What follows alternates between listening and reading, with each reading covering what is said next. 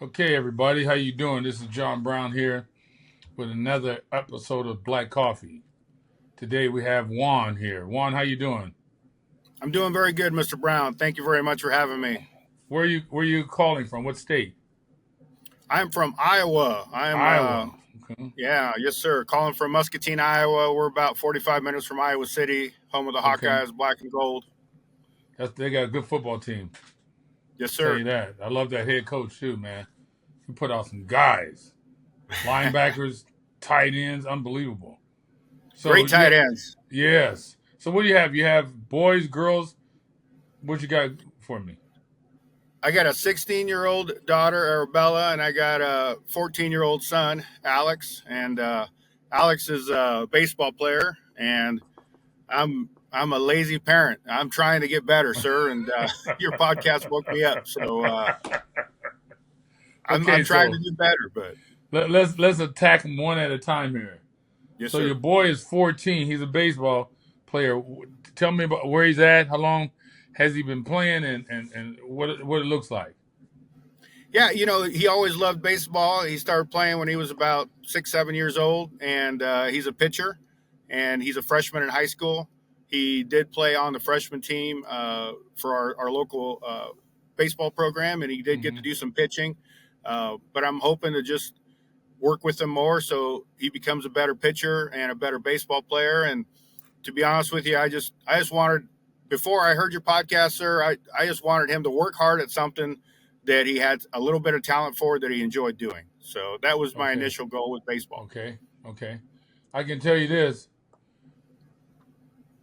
I always talk about the exception, not the rule, because I mean the rule, not the exception. The exception, like, is a guy, in my opinion, is a guy who's naturally talented and just makes it through. But the rule in general, most people don't have that talent. So that means in order for the boy or the girl to really excel, they're going to need their parents, mom or dad, somewhere in their lives pushing them, making sure that they're doing all the things they should do. Because when I was 16, I could not have told you at that time how many times I should train a week in order to win Mr. Universe. What should I eat every day in order to win Mr. Universe? I wouldn't be able to answer that question. I just got lucky and was hanging around some older guys who were doing it. They were giving me advice. So my point is, your son needs advice from you because you're older than him and you're Yep. wiser. You can figure things out quicker than he could. So he's a pitcher. How's his batting average? What do you think he needs to work on? Well, I mean, we do give him some batting lessons. You can always. That's the other thing, Mr. Brown, is my older brother, was a great baseball player and he loved the game. And I always felt like, man, I played baseball for 8 years, but after I finished playing baseball, I didn't watch a lot of games and study. So it seems like, hey, if you can hit, you're going to find a position. If you're a great hitter, Really? that's going to solve a lot of problems, right? That's one thing Okay. I've heard consistently. But I Yes. did feel like him being a pitcher would help him stand out. And you always need good pitching and catching. That's a little bit that I've heard from other parents and other coaches. So Mm-hmm. he's got a good arm. I Mm-hmm. had a good arm. My brother had a good arm. My wife was a good bowler. My father-in-law was a good bowler. So he's just always had a good arm. And so Good. we always Excellent. been working on his pitching as well. Okay, so let me think about this here. 16-year-old boy, he's a pitcher, comes from a family who has knowledge of baseball, sounds to A me. little bit, yes. Yeah. And 14-year-old, yes. But yeah, but oh yeah, 14, sorry. And that's right. as I think about this, it reminds me of basketball. In order to get on the team, if you can make put the ball in the net more frequently than the other guys, you're going to make it. If you can get on base, hit the ball better than most guys, you're going to make the team. Yeah. So that means this. I talked to a guy, I don't want to say his name, pretty famous, he's a baseball guy. And I'm trying to remember, he said everybody on the team, he's with a professional team right now. Everybody on that team must hit every day. They must hit every person, he said. And I go, well, how many balls? I forgot what he told me. I don't know if it was 200 balls a day or something, some crazy number. But Jeez. so in order to be, if that was my son, I know nothing about baseball, very little, but if you can hit the ball, you can find a place. So Yeah. I would get my own, somehow, my own batting cage I would come up with. You got to have a batting cage in your garage or in your backyard. If not, it just don't work. It's almost impossible. And then I would want to know the best hitters in the world, their training regimen. So do you by any chance know what good hitters, how many balls they hit a day? No, I don't. Major Honestly, I league? haven't. I just the first time I've heard that when you're talking about those crazy amount of reps, I haven't thought about Okay, that. let's, I've heard you talk Osiris. about the Osiris, reps. Google that for me. I want Osiris to Google that and Yeah. find out what it is. We're going to find out right now exactly what you need to do, and we're going to put a program together right now. So at the end of the day, I would get me a batting cage and I'll buy an old used one. Because I guarantee you, when I bought my jug machine, I didn't buy a brand new one.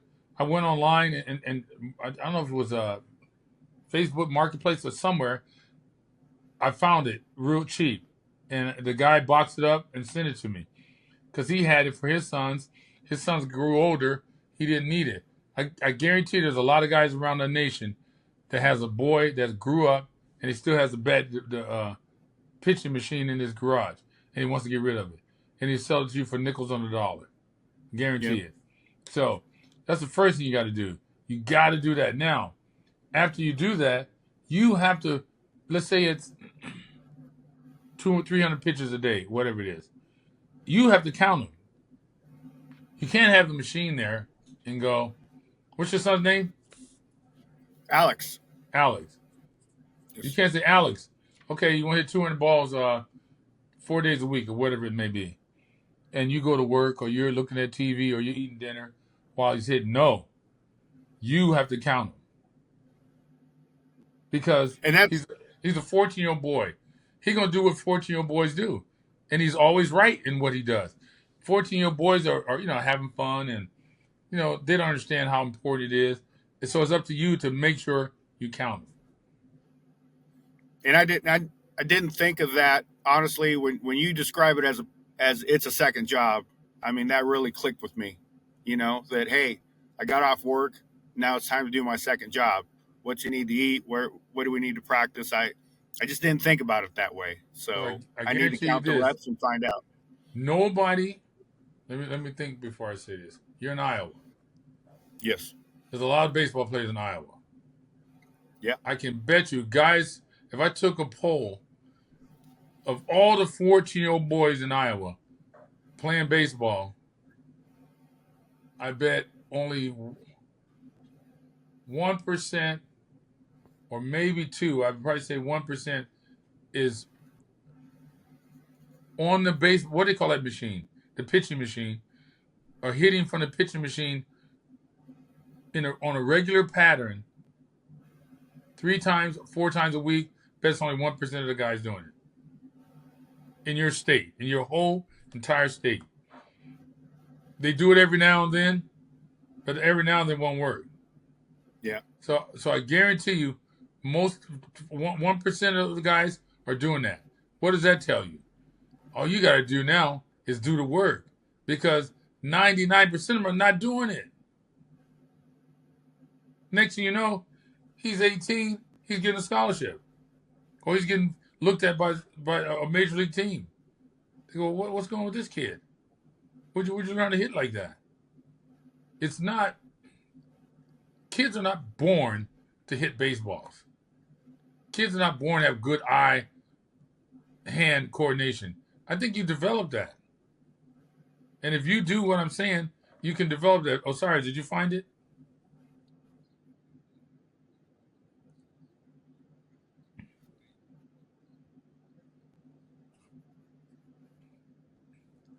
Yeah, I thought it was 200. The guy told me.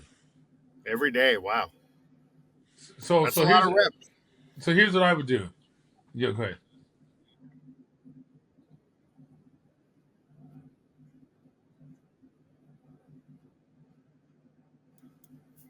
So based on those numbers, that's the first thing I would do. I would research that. Now, I'll get the pitching machine. I'll get the batting machine, and or the pitching machine, what do you want to call it? I would have my son at 14 years old. I would start him out at 4 days a week only, not 7. 4 days. He would have to hit 200 balls 4 days a week, minimum. I wouldn't go 7. I go 4 days for at least until he's 16, 15 and a half. Then at 15 and a half, I would probably increase it to 250, 300. But I would keep it at 4 days. Because if you do every day, I think it could burn him out. You got to do other things than that. You just can't hit balls and not do other things. You got to lift weights too. And he's a pitcher. Yeah. So if my son was a pitcher, I would have him pitching at that age. But let me say something first. I always see pitchers get burned out and quarterbacks. They hurt their arms, their elbows. They got a lot of problems. I think it's because there's a muscle imbalance. When you're pitching, you're a right-hand pitcher, you just can't pitch with your right hand all the time. You got to throw some balls with your left hand to keep the balance. It may sound weird. It's not that he's trying to be a left-handed pitcher, but you got to have a balance in your life. Everything, your red and white blood cells must be balanced in your body. And if you just let's like curly with one arm my whole life, or squatting on one leg my whole life. Now I create a muscle imbalance. You can't do that. You got to throw, even if it's, I don't know, 50 balls a day or 20 balls a day with his left hand. Is he right-handed? Yes. So 20 balls a day with his left hand, as when he's working on his pitching, and then throw with his other hand. You got to have a balance to keep him balanced. If not, it's kind of weird. You're creating a muscle imbalance, which means you're going to create an injury. So if you have a bad hip, if your right hip is bad, and you're compensating, you're limping. I've seen guys do this, and they don't get it operated on. Next you know, their right hip is bad, but their left knee gives out because the compensation. So protect them from those injuries. So you got to make sure you do both. That's what I would do. And I would do, like I said, 200 balls, 4 days a week. There's no question. My son would get up to bat, and I would close my eyes and say I would bet money he's going to hit one of these pitches. And if he doesn't, I would go, wow, he's human. When my sons went on the field and they dropped the pass, I was always shocked. I was like, oh. Never got angry at him. I found it amusing. I'm inside of myself. I would think, oh, I guess he's human. I'm surprised he dropped it. Yeah, because they almost never drop a pass. Yeah. So why is that? Because they caught so many balls. If he hits more balls than every human being on the planet, he has a shot at the major league. Let me say that again.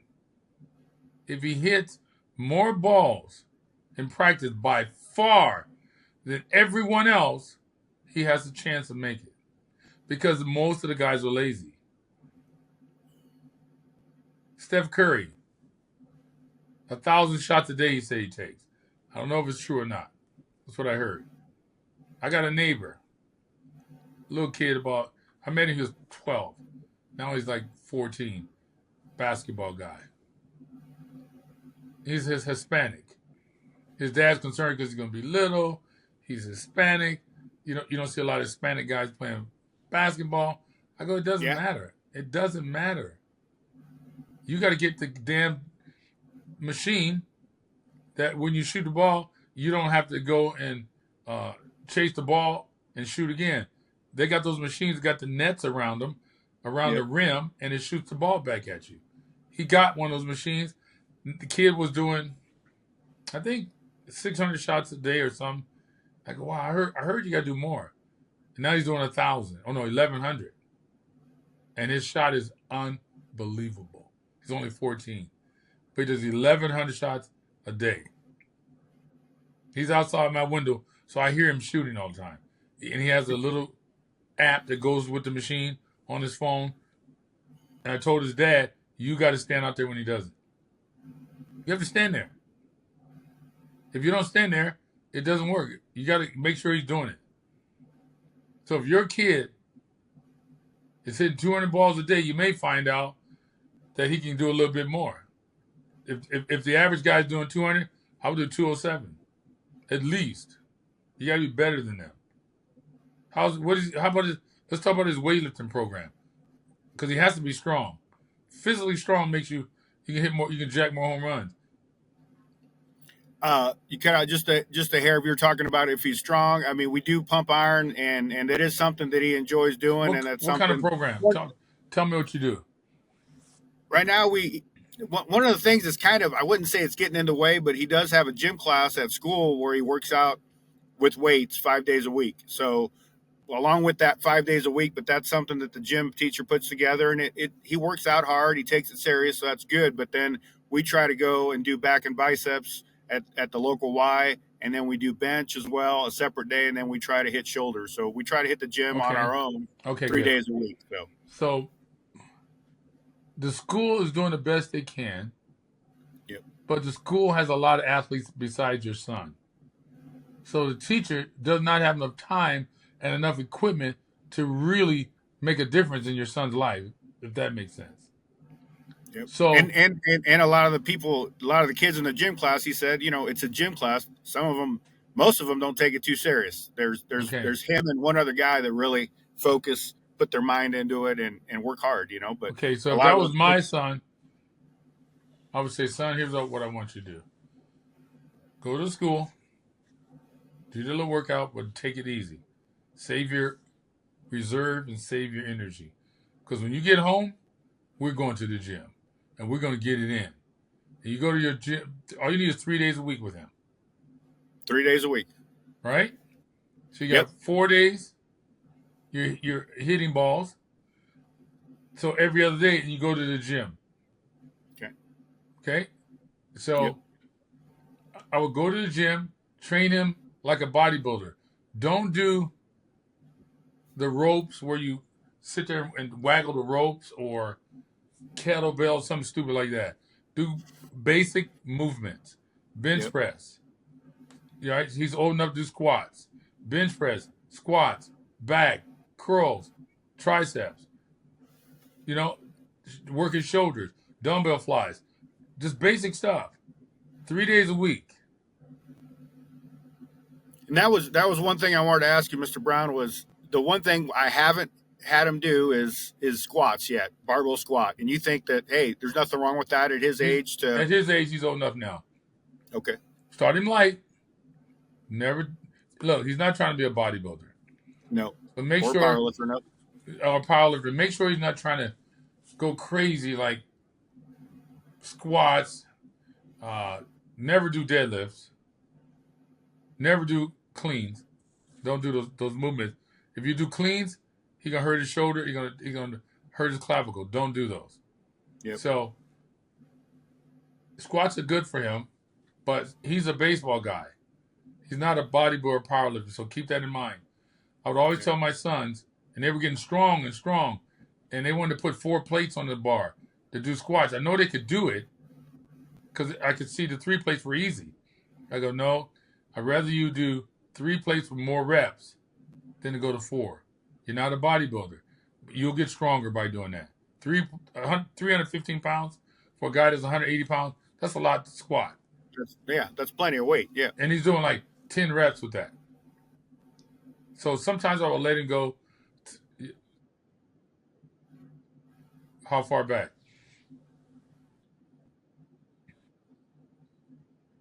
Okay. So he should start squatting. My son started squatting. They were trying to go, want to go heavy because it's natural, young boy. 315 on the bar. He could do 10 reps. And then they go, let's go a little heavier. Let's go to 4 plates. No, don't do 4 plates. I don't want anything to go wrong here. You're not a bodybuilder. It doesn't make sense. I'd rather you do more reps.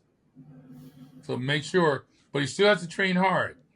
Let me define hard for you, since I'm not in the gym with you. Hard comes down to how much rest you take between each set. I'm saying to you, I would give my son, let's say do bench press. He stands up. Well, I wouldn't let him stand up. I'll make him do push-ups right after to exhaust him. Then I will let him wait for at least 45 seconds, rest. Okay, your turn again. That keeps the tension on the muscle. If you wait 3 minutes, the muscle is relaxed. There's no tension. If you make him do it within 45 seconds, now it's challenging because now he's getting tired. Now his muscles fatigued. Now he can't do as much reps or much weight as he just did. He may have to back down off the weight. But at some point, he will get stronger and stronger. You go to the gym for 2 reasons. Bigger muscles, stronger muscles. Not endurance, not explosion, not all that craziness. If you got 18-inch arms, he'll be able to hit the ball out the park. I would measure his arms. Before he turns 15, he should have 15-inch arms. Before he turns 16, he should have 16-inch arms. Measure. I'll ask him. I think he did measure his arms, and I think he had 14-inch arms. And but I'll measure him. Maybe he's got 14 and a half, but I'll take a look so we can start somewhere. So his goal is to go to 15. When he's 15, he should have 15-inch arms. 16, 17. And he's doing that? Hitting those balls like I'm telling you? Oh, come on. Come on. You as a father go to watch him play, and you'll sit there with a smile on your face because you know what's about to happen. You know for certainty what's about to happen because all the work he's done. Now let's say, let me do some math here. So, let me do some math.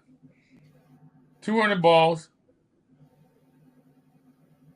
4 days a week, right? It's right. It's 800 balls a week, right? That's 3,200 balls a month, right? Yeah. I mean, you don't live in California to have the great weather, but let's just do it anyway. We actually have a place 5 minutes from our house to train indoors too. So. Oh, okay. So 3,200 balls, and if you do, that's 38,400 balls a year. This is rough. Damn. Now listen to what I'm saying. Follow me here. 38,000 balls a year. By the time 4 years go by, he would have hit 153,600 balls. If he waits until he's 16 to do this, he's going to lose 38,000 balls every year. He could never catch up unless he double timed it. He could never catch up. Be careful with that. Time is of the essence. So you have to move quick because there's going to come a point where the bell's going to ring. It's time for the college coaches. No, first it's going to be time for your high school coach. Okay, who are we going to put on varsity? You want to make sure there's no question of your son there. Yep. There's going to be another bell that rings. Man, we need to get some guys some scholarships to come to our school, or the major league going to say we need to draft some players. It's not a lot of guys in Iowa, California, Texas hitting 38,000 balls a year. There's not many of them because they're lazy. Kids are naturally lazy, but the parent can't be lazy. So you can't leave it up to Alex. You have to count. Yep. When he goes to the gym, you got to be there. Sorry, whether you're working out or not. You got to count those reps. Make sure everything's been done right. Can't sleep on the job. He's eating. No, how's his food intake? It's definitely gotten better the last month since I discovered your podcast. Before that, hold on 1 second here. I got a little cold. Yeah, that's fine. Sorry, you got to edit that out.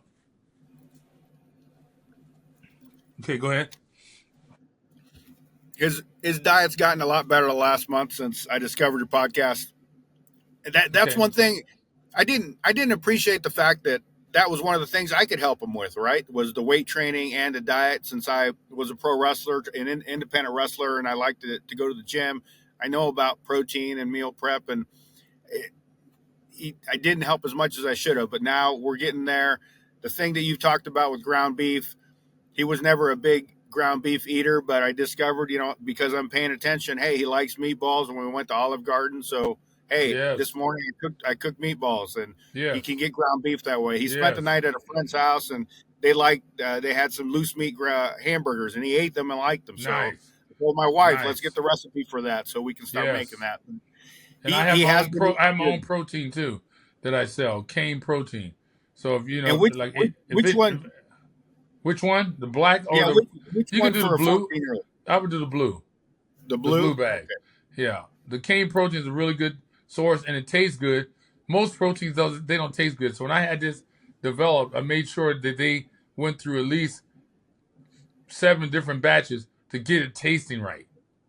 Because kids are like, Dad, it doesn't taste right. It has to taste right. So what I have, Yeah. what I sell, tastes right. But you got the diet, you got the training. What about his education? How's his grades? His grades are good, honestly. I mean, both my kids have always done well academically, and I can thank my wife because it wasn't.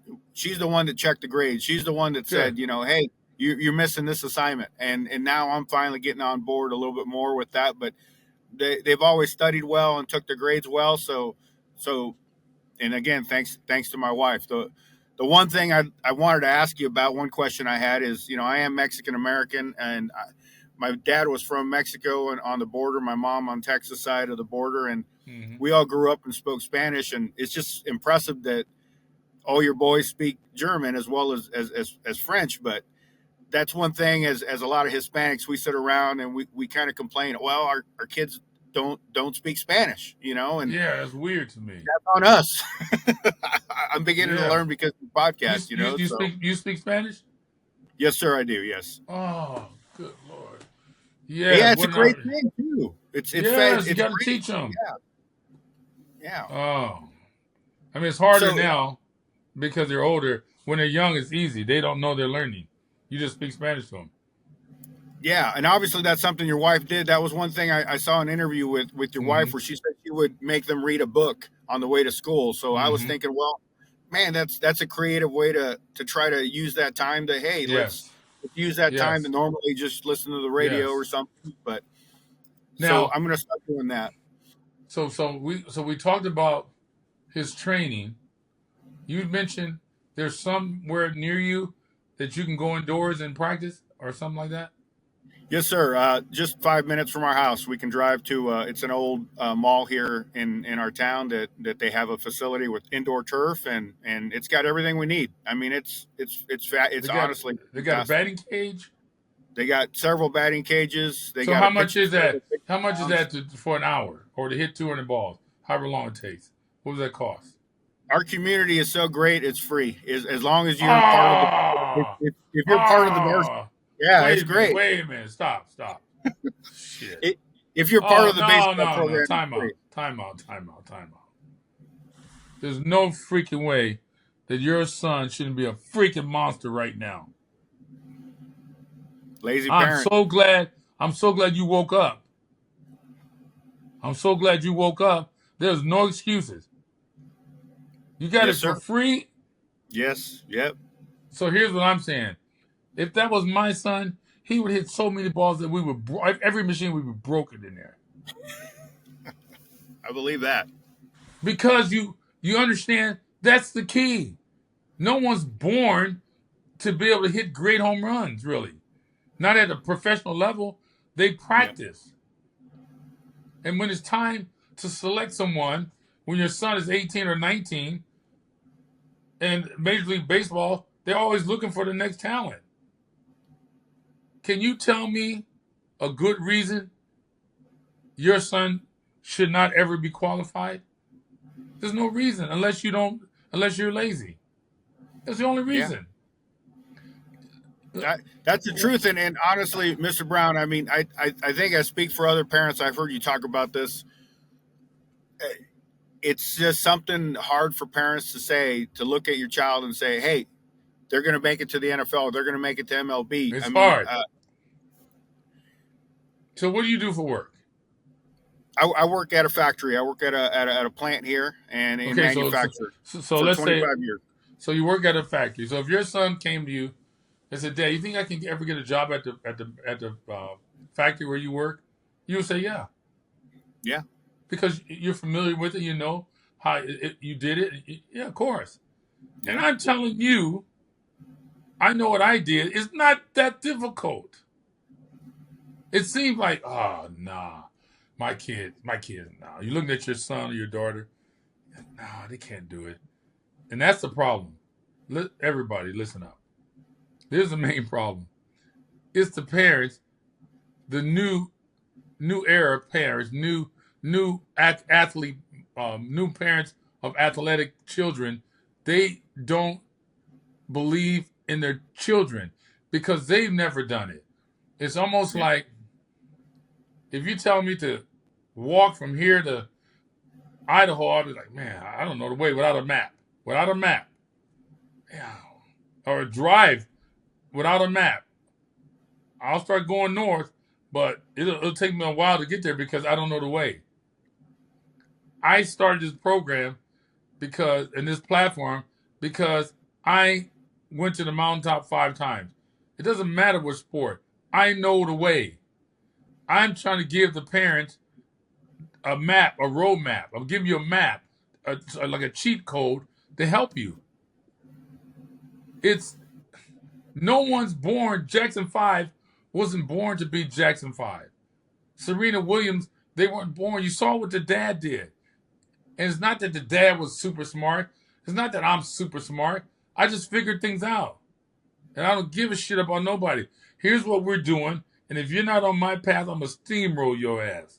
You're going to be moved out the way. Because this is what we're doing and nothing's going to stop us.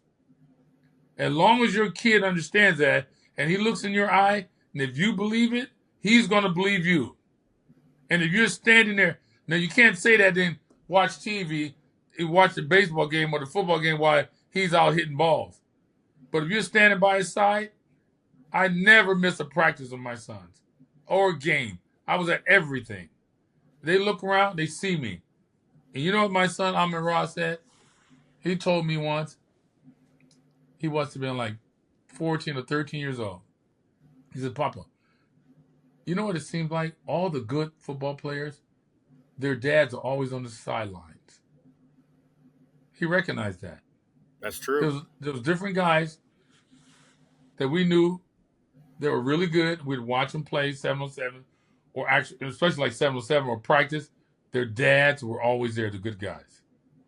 You got to be there, Juan. Yeah. It's a job.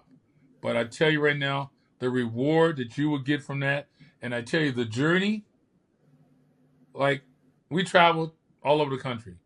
A lot of times my wife didn't come with us. She wasn't into football, right? But I told her, you missed the most beautiful moments of this journey you missed. It is a beautiful thing you're about to experience. It's work, but it's rewarding. When you stand there and you watch your kid, I am telling you, when you see him hitting them balls, and then you start talking to other parents, find out what their kids are doing, you start seeing that your son is elite. Then when he gets up to plate, and he starts pitching, they start pitching to him, and he starts jacking balls, getting hits all the time, and everyone's like, wow, he got lucky. Okay, that was a nice hit. Okay, he got lucky. But at some point, they're going to go, you know what? I was hitting the ball almost all the time. No one can. Then I'll take him up to play with older kids. Make him play with older kids. Now he has to really fine tune. How good are you? Don't play with with kids your age or younger. Play with kids older. That's going to pitch harder. See if you can hit those guys. This is what I would do. My sons were strong enough each one of them, when they were 18 years old, for sure 19, when they were 19 years old, if the NFL said they can come into the league at 18 or 19, if I signed a petition, a release form, I would have signed it. They were physically ready. They would have been intimidating because they're young and they're playing with men, but they would have got over it. They'd have got over it. So your son has to play with kids that are older than him. Because guess what? When he gets to the major leagues, they're all going to be older than him. And he's not going to be shell-shocked like, oh, man, what is this? You got to make him a monster and believe in your kid. I know it's difficult, but if you put the work in, you will start seeing the rewards. Now, you got to get him ranked. I don't know. I'm not into baseball, but I know they have sites where they rank kids nationally, don't they? Yes. You got to. And honestly, I need to research more of that. I know they have showcases, but even I talked to his high school coach this year, and he said he'd be better off waiting another year because he was in 8th grade to do a showcase. Waiting another year to do what? So when you do a showcase, a lot of coaches come down. How's it work? Honestly, I need to educate myself, Mr. Brown, too, because they had one here in town, and that was the first time that I kind of even found out about them, and I just need to learn more about them. Okay, so here's the thing. Okay, let's talk about that. I think football showcases, it's kids at practice, and maybe 20 Division I coaches show up that day, and they evaluate the kids and just watch them play. That's why we do it in football. It's probably very similar in baseball. Let's talk about beat writers. You got to know this is important. At the showcase, whether your son's in it or not, you and your son must show up. First, your son get mental reps. Second, you go around and you see guys with cameras or taking out pads writing. You introduce yourself to him because he's probably a beat writer. And you introduce your son to him. This is my son, Alex. He's a good player, and just want to know if you can take his pictures and get his profile up. Now, what it is this. I think Rivals does it in 24/7. They have to do baseball, high school baseball. They do football. They do sports. This is what they do. You got to find out, Google all the sites that rank high school baseball players. Contact these guys to ask them to put your son's profile up.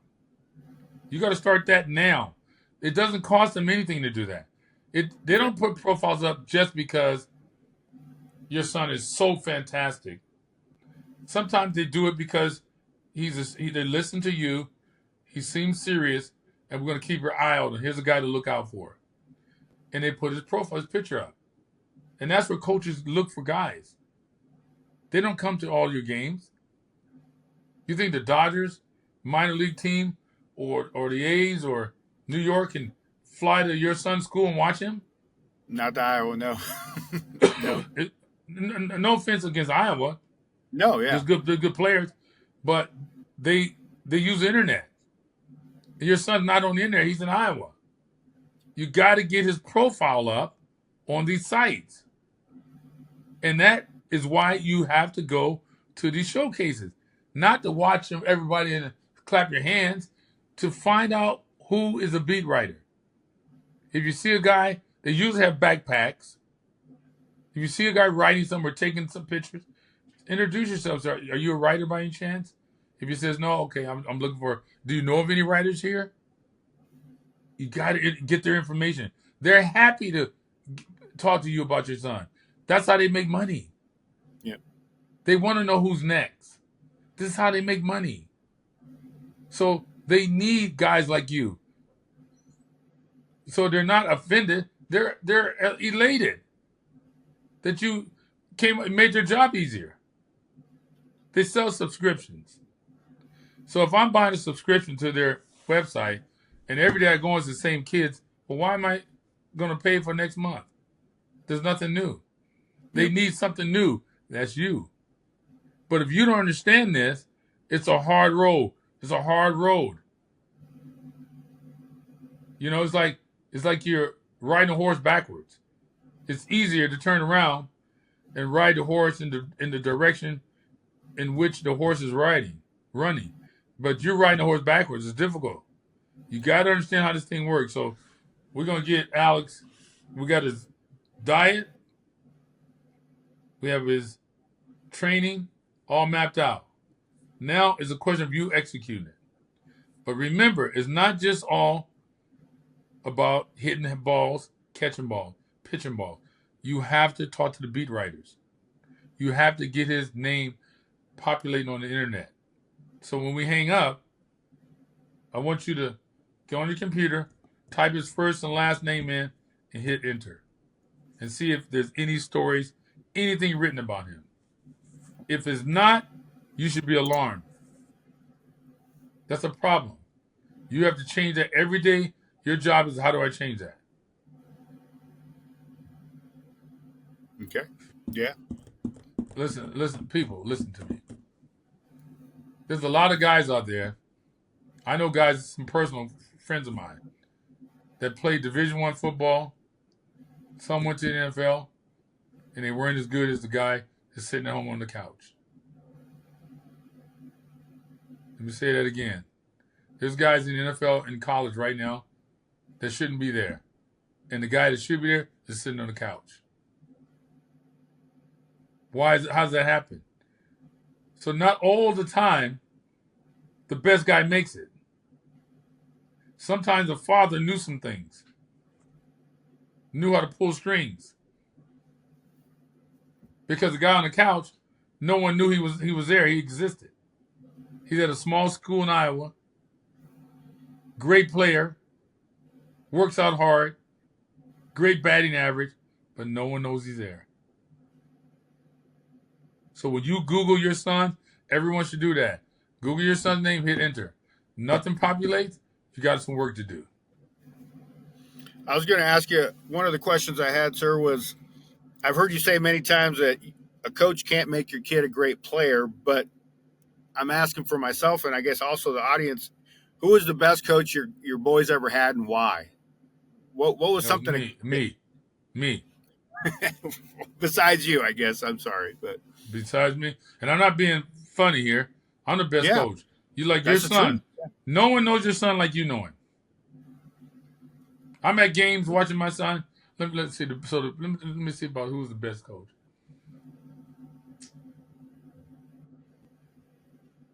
They had a lot of good ones, so I couldn't pick one guy. So for Equanimous, I like Matt LaFleur. Love Matt LaFleur. I love the guys at Chicago too. You know, they treat him good. And even on the Saints right now, the receiver coach, unbelievable on the Saints. There's a lot of guys out there that really, so every one of my sons has some really good coaches, you know. High school coach, Osiris and Amon Rawlinson at Modern Day High School, unbelievable. They had a lot of good coaches. Not all of them are good, but they had a lot of good ones in their life. Even their Pop Warner coaches was really good. Helped them in a way to encourage them, you know. But no one would know your kid better than you. I know when I go to games, I watch my boys warm up. Just watching their gait, I can see if they're right, if they're ready, or if they're not.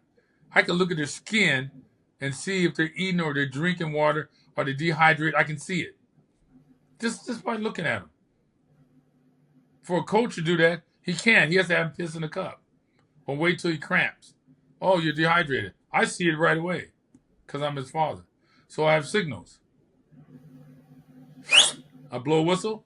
I give signals to my sons. I do different things at a long distance to communicate with them because I see things. So you need to have signals with your boy to let him understand, hey, what you got going? Are you drinking? You know, if you're dehydrated, you're gonna lose 30% of your strength. 30. This man, you're a pitcher. Yep. You lose 30% of your performance just because you're hydrated. You're dehydrated. So, and a lot of people think you just drink a lot of water, it will hydrate you. No. You got to sometimes have electrolytes because just water won't hydrate you.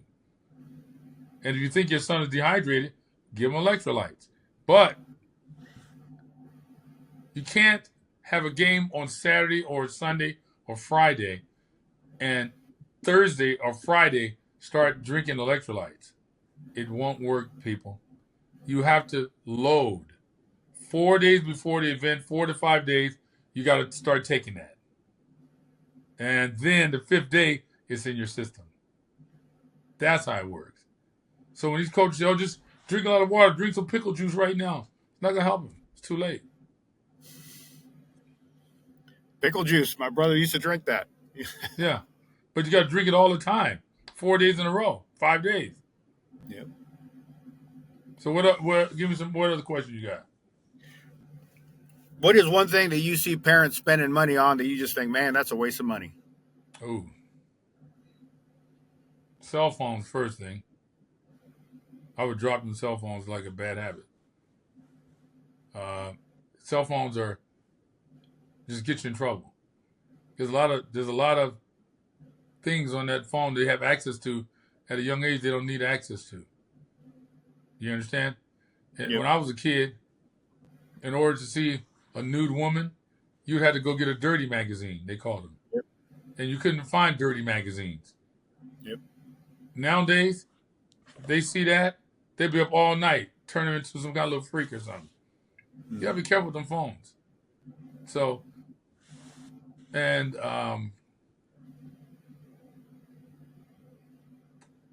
cell phones.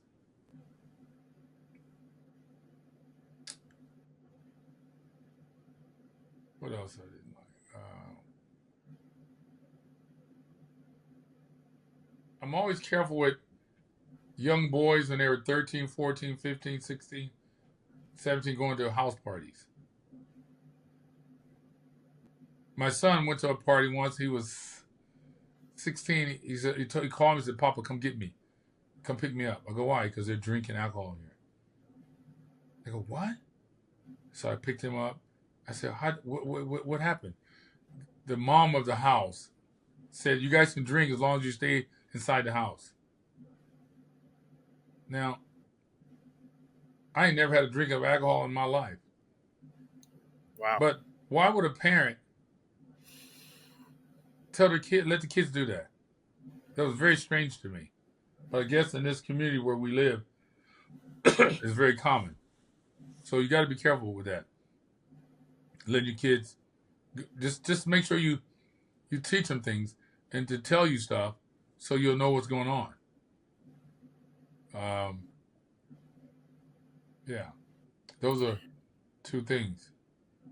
What I've heard you say, I believe, is your oldest son. You said you told him, "Hey, if I let you quit, would you quit?" And he said, "I take off this jersey right now." My you middle said, son.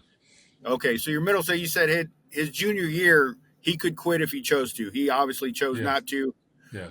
Why was it the junior year? What was it about that? You put thought into everything of being a parent. Yes. So why was Yes. it that you said, okay, Great you know question. what, not your freshman year, but not your senior year, but your junior year? Yeah, good question, because I knew by the junior year he would have had some great scholarships. And at that junior year, he's going to look at his scholarship and his potential to go to this school or that school, and he's going to look at that and weigh that and go, okay, if I stop playing football, I can't go to the school for free. I'll probably end up in a junior college somewhere or some small school. So I knew that would be the moment where, as a young man, he's smart enough to make the right decision, and I can put that ball in his court. Okay, son, now you can make a decision because you're smart enough to make that, and I believe you're going to make the right one. That's why I did that. And my daughter is a junior, and we're starting to get those letters from college because academically she's always done well, and we need to start thinking about that. I didn't go to college, and we need to make some good decisions and put a lot of thought into that. And you're right, that junior year, I didn't think of that. The junior year. So don't get me wrong. I think college is great for certain people, but I also think college is not good for certain people. So the school system to me is a business. It's a hustle that the state came up with. And A lot of people hear me say, "Oh, this guy's crazy." No, I'm not crazy. The school system, the university system, is a hustle. Is created to take money from you. It's a business. Yeah. Some kids would be better off learning a trade. Let's say I had a guy come to my house, plumber, did some work, and he did it within like an hour. Got paid good money from me. And I thought, wow, this dude's making good money. He has a little truck. I go, how many jobs do you do a day? I forgot what he told me. He could have told me like 4 or so, but he said I could do more. I turn work down all the time. I go, you turn work down? That means that guy could start his own company, right? That's how you start companies. Guys have a trade, and they realize if I can duplicate myself, get another employee, I can start a business. Now you're making money. Now you become rich. Almost nobody in college come out of college becoming rich. Almost none of them. They teach you how to work for someone. That's what college does. So some kids need to be entrepreneurs. So if that's your child, promote that. Encourage that child to do that.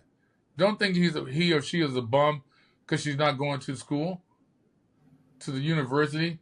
It make you take math, science, the general ed classes. You already took them in high school. What is that all about? It's a joke. So you got to do it to play ball, but not baseball really, because they have minor league teams that you can go to. But that was another people, question. Yeah, that was another question, sir. Sorry to interrupt you. I don't get a chance to talk to a Mr. Universe very often, so I had some selfish questions myself. And being an independent pro wrestler, I met a lot of guys that are pro wrestlers. They're kind of like circus guys. Some of them couldn't hold down regular jobs, but that's just their personality. You're bodybuilders are a lot like that too. I saw a YouTube video where you said that you never had a real job. You were at a corporate function giving a little speech there. It was about 8 years ago. And did you never have a real quote job? You're always. I never had a job. I didn't. And was that just something? Hey, that you don't think that you could work in a corporate environment, or hey, you obviously have done well for you. I could. So I went from high school directly to college.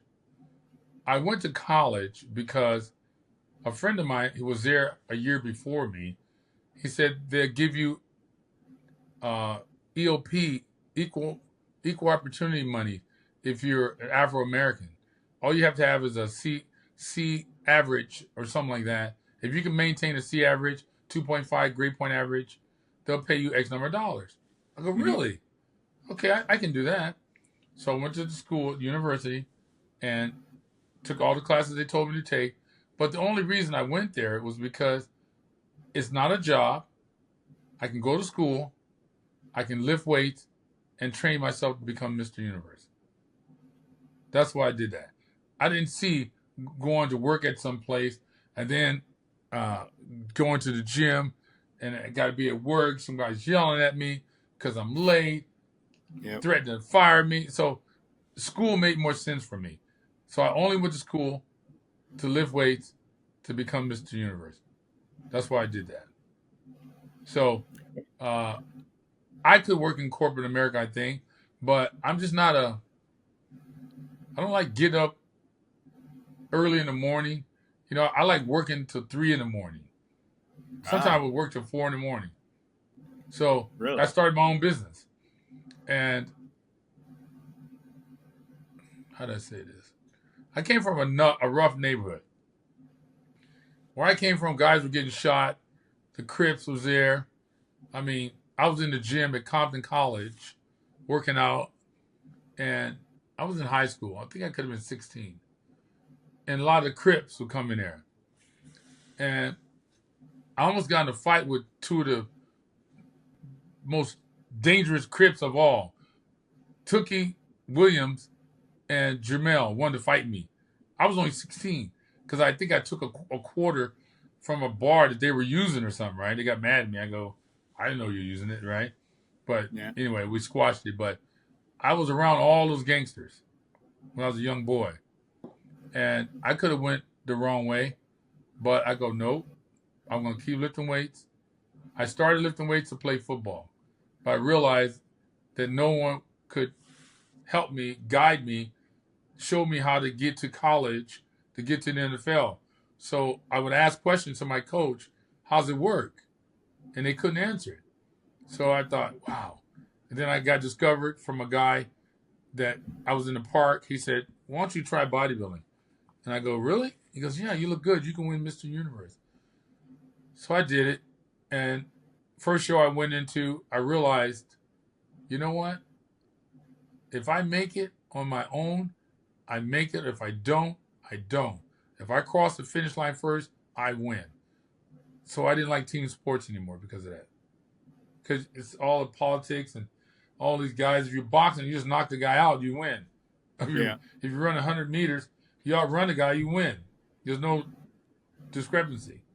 So bodybuilding is a little bit different because it's, the judges. It's judges. Everyone has their own opinion on what they like. So it's subjective. And so it was a little, I didn't think about that until later.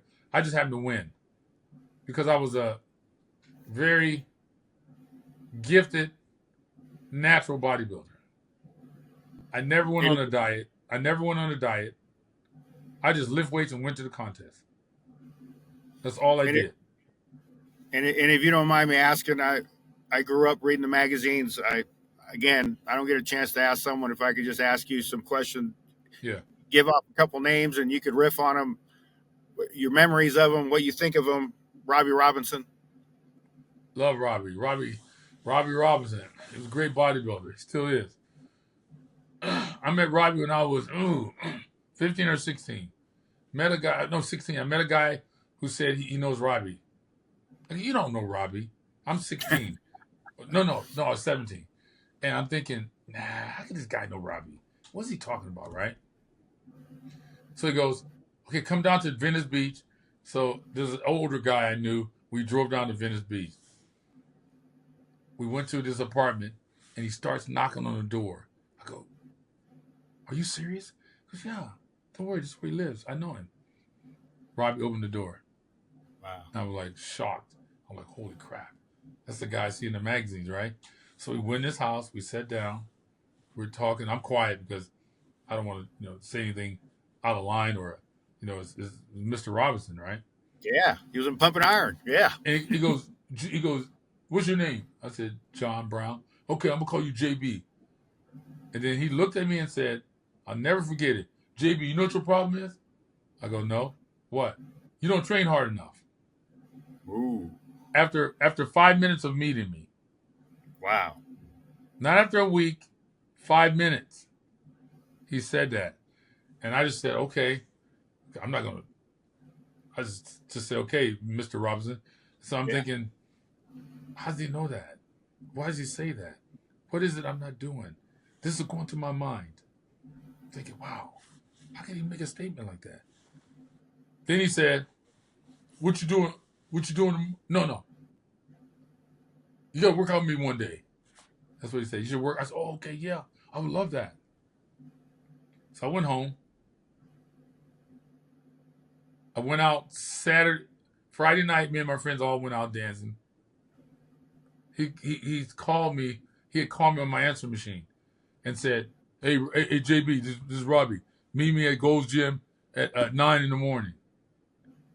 I didn't get no sleep, really. I was out with my friends all night. I'm thinking, oh, my God. So we get in the car. My friend takes me down there. It was the most difficult workout I ever had in my entire life. Wow. The most difficult workout I ever had in my life. I understood what he meant then. Jeez. He was trying to bury me. The speed in which he did it. So he would do a set, and he would hand me the bar. It's your turn. Go, hurry up. Yelling at me, right? I'll give it to him. He'd do it again. Okay, your turn again. Go. Oh my God, this guy's killing me. He was killing me. But I didn't give up. But I learned something from that one workout. That's what I'm trying to teach you. How to go hard to kill your son. You got to kill your son. That's my Robbie Robinson story. Damn. Sergio Oliva. Sergio Oliva. All these guys for the audience are guys that are much older than me. I met Sergio Oliva when I was 20, I don't know, 21, something like that. And in Paris. The Sergio Oliva had retired. And he came out of retirement. I think he was, I don't know how old Sergio was. He must have been 49 or something. He was older, you know? Yeah. And he was in the Mr. World contest. You heard of Berto Fox? Yes. Massive. Okay. Yes. So Berto Fox is another bodybuilder for you, those of you who don't know. He's from England. He was younger. Berto must have been, at that time, 27, 28. But Sergio Oliva is like Arnold Schwarzenegger. Yep. Last man to beat Arnold. Yep. Yeah. So every bodybuilding contest, for the people who don't know, it's prejudged in the morning. So they compare all the guys. So each guy has a number on his shorts from 1 to 20 or whatever. And they'll say, okay, I would need number 20, number 3, and number 4 to center the stage. Do a double arm bicep. You do a double arm bicep. Do a lat spread or whatever side chest pose. And they would call out these poses. And then they would narrow it down to the last 3 or last 2 guys. This is prejudging. They made everybody back up. They called Berto Fox and Sergio Oliva to the center of the stage. Wow. And I'm sitting in the front row. Pose down. Biceps. They're posing. They're flexing. And there's obviously, it's exhausting. They're sweating. They're tired. Side chest. Lat spread. Most muscular. And they're posing like this, like crazy. Right in the middle of that, Sergio Oliva just stops. He walks off stage. And the announcer says, Sergio Oliva, please report to the stage. Sergio Oliva kept walking. Berto Fox standing in the center stage. There was a piano. Sorry, I have a little cold. Sorry. There's a piano in the corner. Sergio Oliva rests on the piano because he's tired. Berto Fox walks over there. Gets on the other side of the piano and looking right at Sergio Oliva like a prize fight. And they're both just staring at each other. The MC is yelling, get back to the center of the stage. They wouldn't do it. Hold on. Long story short, they come back to the stage. They start again. And I'm telling you, there must have been 5 ounces of water on the floor from these guys sweating from posing like crazy. It was unbelievable. That's the prejudging. Night show. Everybody's there. Full house. 5,000 people. They start announcing winners. They said, second place, Berto Fox. Everybody's booing, clapping, whatever, you know. First place, Sergio Oliva. Sergio Oliva gets on the stage, starts posing, you know, doing his hands like this. He reaches down to shake Berto Fox's hand. And Berto Fox turned his head like this.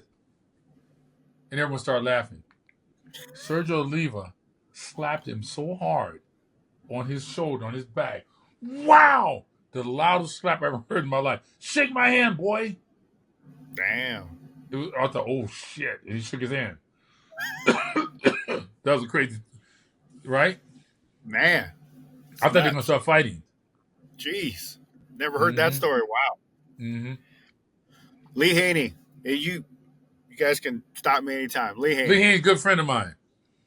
Yeah, I love Lee Haney. I compete against him only once. It was my. I wanted to compete against him. Huh? Seems like a very good man, good father, good human being. Good guy, man. Really good guy. You know? And Sergio Oliva was like a god, though. I'm telling you, he's like a god. When he walks around Paris, we're in Paris. He doesn't pay for nothing. And if you ask him to pay for something, he'll look at you and say, I'm Sergio Oliva. I don't pay for nothing. With that heavy Cuban accent. That Cuban accent. Yeah, Man. he was unbelievable. He was like a god, I'm telling you. It was different than now, the way they moved around. Yeah. Steve Reeves. Did I ever meet Steve? I met Steve Reeves in a distance. Never had any conversation with him. I think I was near him a couple of times, but not really engaging with him. He was older then. Beautiful physique. Great guy. Mm-hmm. Great physique. Last one, Serge Nubret. I've heard you say he was your mentor. He was my mentor. In my opinion, Serge Nubret had the best physique ever. He is what... Nowadays, you look at bodybuilding, the average person will say, oh, that's ugly. I don't want to look like that. But when we were competing, the average person, if they saw me, they'd say, I would like to look like that. Yeah. Because we look like normal people. Just we had 22-inch arms with a 29-inch waist. It was like freaky looking. Nowadays, they're all just fat, big hands from the growth hormone, big nose, big head, big stomach. It's gross. It's nasty. It's terrible. It's not bodybuilding. It's muscle building. There's a difference.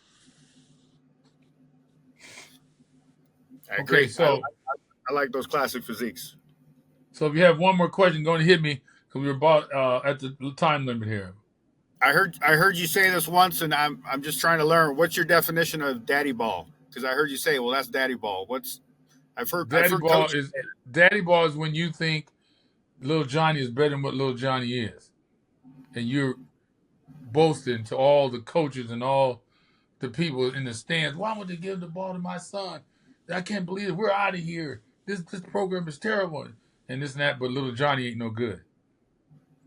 That's daddy ball. You know, you have to. You can't say, okay, I'm going to be the head coach of the Pop Warner team because you want little Johnny to be the quarterback. Yep. You see, you have to make your sons earn it. They have to earn it. Somewhere in life, they got to learn to fight, and you got to teach them that. And it's good to go to a school where they put you at the bottom, and you got to work your way. Hey, if you're hitting 38,000 balls a year, you ain't going to worry about putting him at the bottom. He ain't worried about it. When he gets his chance, you know what he's going to do because you know your son. And no one knows him like you. Okay, so look, everybody. Again, I appreciate you, Juan. And I would love to get some mothers, some single moms, or even some white parents. You know, there's a lot of white athletes out there that going through stuff too. Doesn't matter if you have a lot of money. Money won't. You can't get into the NFL, Major League Baseball if you have money. That won't help you.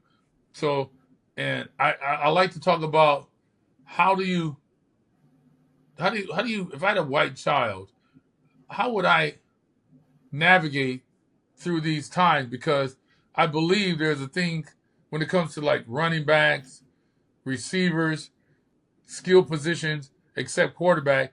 There's like almost some reverse racism. You know, he's white, he can't do it. That is I would love to talk to someone about that. What would I do if I was in that particular situation? Because it happens, you know? And look, it doesn't matter if you're Hispanic, black, white, Chinese, or other. In my opinion, most people are lazy. Because of that, now, most black athletes are more athletic than, whites or Hispanics. But that only takes you so far. You got to put the work in. And if you're a person out there listening, putting the work in, you'll be victorious. Don't worry about it. Believe in it. Keep the faith. All right, Brother Juan. We got another caller coming in. Thank you very much, Mr. Brown. Thank you. We'll see you on the next one, big boy.